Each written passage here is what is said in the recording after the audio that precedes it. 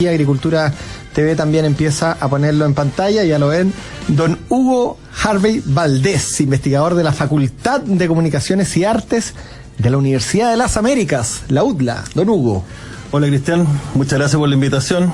Espero estar a la altura de este programa tan escuchado y lamentablemente no vamos a poder estar con Carla, pero nos acompañó con su audio. Sí, bueno, acompañó con su audio, pero fíjate que, Hugo, que de repente es mejor porque el día jueves nosotros lo dedicamos 100% a materias internacionales y de repente cuesta entendernos que a gente, ¿cierto?, no nos guste tanto estos temas. La Carlita, ella opina, ¿cierto?, le gusta, tiene toda una mirada, ¿cierto?, femenina en la política internacional, pero de repente dice, ya, ustedes se ven medio latero, así que nos vamos a tomar el programa para hablar de varios temas, ¿eh? Por ejemplo, bueno, ¿qué ha pasado con la guerra de Rusia y Ucrania? Hay un tremendo ahí, yo diría, bache informativo. Esta fue una guerra que comenzó en febrero, en marzo, se esperaba que fuera muy rápida, se ha ido dilatando, está llegando el invierno, el general invierno a Europa, ya lo sabe Hitler y lo supo Napoleón, como es estar en invierno ahí en Rusia,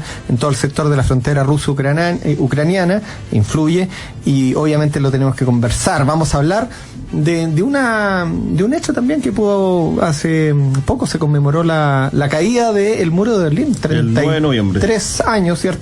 También un tema interesante para hablar, y bueno, el tema internacional del momento, que son las elecciones en Estados Unidos. Pero comencemos por lo primero, ¿le parece? Sí. Y nos vamos navegando, como dicen los marinos. Rusia-Ucrania, ¿qué pasó? Ya. ¿Iba a ser una guerra rápida y no? Sí, efectivamente. Bueno, primero hay que pensar un poco desde lo macro a los niveles más bajos, que lo que estamos viviendo hoy en día es un cambio de orden mundial. Eso es lo primero que tenemos que tener claro. Y cuando hay un cambio de orden mundial, las piezas del puzzle, si se puede decir, se empiezan a mover, se empiezan a sentir un poco incómodas y se empiezan a ver una serie de conflictos que empiezan a surgir. ¿Un nuevo orden mundial? Un nuevo orden mundial. ¿Y es por qué? Porque el multilateralismo, hecho carne por la Organización de Naciones Unidas, está siendo tensionada desde dentro. O sea, vemos que de los 5 integrantes del Consejo de Seguridad, Rusia se encuentra desconociendo el derecho internacional, se encuentra señalando que este orden internacional fue impuesto por Occidente y que está empeñado en hacer un cambio. Y en esto lo apoya China. A pesar de no estarlo apoyando en la guerra, lo apoya con este cambio de orden. Entonces, recordémosle a los auditores que el Consejo de Seguridad, que es uno de los estamentos, ¿cierto?, de Naciones Unidas, tiene 15 miembros, 10 de los cuales no son permanentes, son rotativos cada 2 años, y 5 que son permanentes. O sea, en esta cosa es bien especial, y una de las grandes críticas que se le hace a Naciones Unidas, que somos todos iguales, pero algunos son más iguales que otros, y los 5 que son los permanentes son finalmente los ganadores de la Segunda Guerra Mundial. A China, bueno, primero pusieron a la China de Taiwán, y después que quedó la chinotota grande, la China, pero son los ganadores de la Segunda Guerra Mundial. Los chinos le ganaron a Japón finalmente la guerra sino-japonesa. Pero claro, ellos tienen un poder especial que es el derecho a veto. Claro. Y pueden paralizar cualquier medida sancionatoria que haya. Claro, efectivamente, los 5 miembros permanentes del Consejo de Seguridad, y el Consejo de Seguridad es como la parte realista de Naciones Unidas, porque la Asamblea es la parte idealista. Estos 5 miembros tienen derecho a veto, y así se ha visto, por ejemplo, en el marco de esta guerra. Es decir, se han presentado 2 proyectos de resolución en el Consejo de Seguridad para condenar las acciones de Rusia, y por otra parte para recomendar a Kiev que no, por parte de Rusia, presentó un proyecto de resolución. Esos 2 proyectos fueron vetados y el Consejo de Seguridad ha caído en una inacción, a tal punto que la tercera resolución que emitió el Consejo de Seguridad fue para cederle las prerrogativas en este conflicto a la Asamblea General. Me gustó eso del Consejo Realista y la Asamblea Idealista, porque claro, finalmente van los presidentes del mundo y hablan de la paz, el medio ambiente. La otra vez Antonio Guterres decía el cambio climático, pero bajémoslo, claro. Vamos a lo concreto, y eso el Consejo de Seguridad, el que finalmente tiene que poner los puntos sobre la I. Efectivamente. Entonces, lo que estamos viendo es un cambio de orden que podría ser similar al cambio de orden que se produjo al término de la Segunda Guerra Mundial y al cambio de orden que se produjo con la caída del muro de Berlín o con el fin de la Guerra Fría. Es decir, se empieza a reorganizar las cuotas de poder, digamos, empiezan a tomar su posición los distintos países. En estos momentos vemos un cambio de orden que está entrecruzado por un declive de Estados Unidos como líder mundial, con un ascenso rápido, robusto y a paso seguro por parte de China, con una Rusia que es heredera de la Unión Soviética por autorización de Occidente. Si Occidente no lo hubiese permitido, no estaría en el Consejo de Seguridad ahora Rusia. Y por eso se está produciendo este cambio de orden. Por otra parte, vemos en Europa que se está rearmando. Vemos como todo este efecto de derrumbe el multilateralismo, como cooperación entre todos los países, vieron que veían en la Unión Europea un ícono. Vimos cómo se comenzó a desacelerar toda esta cooperación a través de la pandemia. Se ha acabado el buenismo. El buenismo, se levantaron las fronteras de nuevo, se requisaron medicamentos, se hacían vuelos secretos a buscar medicamentos, inyecciones. Eso no se había visto. Buen punto. Eso no se había visto. Que no se había vivido. Todo esto comienza, claro, post Segunda Guerra Mundial, creación de Naciones Unidas, Europa en particular, la Unión Europea, levantamiento de la frontera atrás del Tratado de Schengen, el euro, una moneda única, pero claro, después, ¿cuánto han pasado? 70 años, estamos como regresando o retrocediendo bastante. Claro, retrocediendo. Entonces estamos, como te decía, en un cambio de orden mundial, y esta incursión rusa en Ucrania se viene preparando con tiempo. Tuvieron una muy buena preparatoria de esto el año 2014 en Crimea. Y pero ahí le funcionó. Ahí le funcionó. ¿Qué es lo que pasa? Que en estos regímenes como el ruso, cuando la mayoría de los procesos de decisiones pasan por el líder político, se tiende a generar un fenómeno que se llama pensamiento grupal, en que en definitiva los asesores le empiezan a decir lo que quiere escuchar el líder. Y en este caso, la inteligencia estratégica y política rusa le señaló al conductor político Putin que estaban todas las condiciones para que se produjera una situación similar a lo que había ocurrido en Crimea, y por eso la guerra se planificó para 4 días. Mira. En una primera etapa. Llevamos 9 meses. Y llevamos 9 meses. Entonces, ¿qué es lo que pasó? Empezó con un bombardeo selectivo en la zona este, digamos, del río Dnieper, para cuidar, obviamente, las provincias que pretendían anexarse, y se hizo una suerte de guerra relámpago desde Bielorrusia directamente hacia Kiev.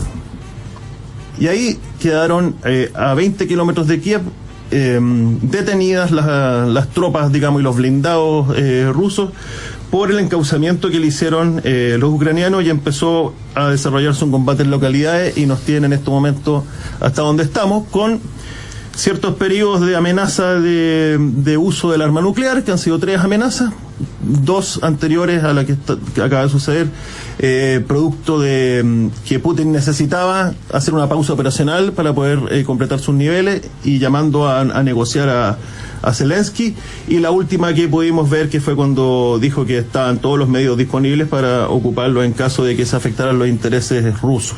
Vladimir Putin. Estamos conversando con Hugo Harvey, investigador de la Facultad de Comunicaciones y Artes de la Universidad de las Américas, sobre diferentes temas internacionales, y en este momento estamos hablando de Ucrania, con Rusia, toda la guerra, y de la figura de Vladimir Putin, un presidente que debe ser de los que llevan el poder más tiempo. Él asume como primer ministro interino de Yeltsin el 31 de diciembre del 99. Dicen que Yeltsin estaba tan borracho del vodka que en vez de sacar el saludo de fin de año, sacó la renuncia, y bueno, de ahí ha sido primer ministro, presidente, ha ido en un cambio de poder entre primer ministro con Dmitry, pero era el poder finalmente en la sombra.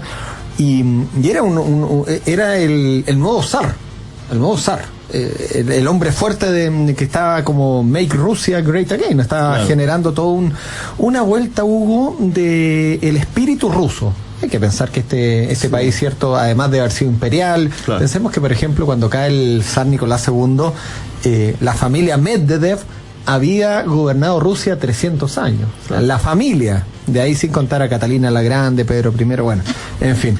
Pero era un hombre que la estaba llevando a Rusia a una recuperación, y estaba siendo como un hombre que iba a ser recordado positivamente durante mucho tiempo, bastante autoritario, con minorías sexuales, con disidentes, con, bueno, diferentes, pero la guerra de Ucrania lo mata. Sí. Lo aniquila. Yo no sé cómo puede terminar. La otra vez conversaba también con un analista y me decía, Vladimir Putin va a ser recordado como un criminal de guerra. No como el presidente que le devolvió a los rusos el orgullo herido. Bueno, personajes tan controvertidos en realidad tienen un lado A y un lado B, si se puede decir, porque yo estoy seguro, digamos, lo que uno puede analizar en la prensa, lo que uno puede hacer algunos paralelos en otros contextos históricos del mismo orden, uno puede apreciar de que Putin tiene una gran popularidad en Rusia. Lo que pasa es que también tiene oposición, y esa oposición la acalla, pero tiene gran popularidad. Y esto, bueno, se viene preparando. Hay que recordar que Putin señaló que la gran catástrofe geopolítica del siglo XX había sido el derrumbe de la Unión Soviética. Por lo tanto, es un soviético.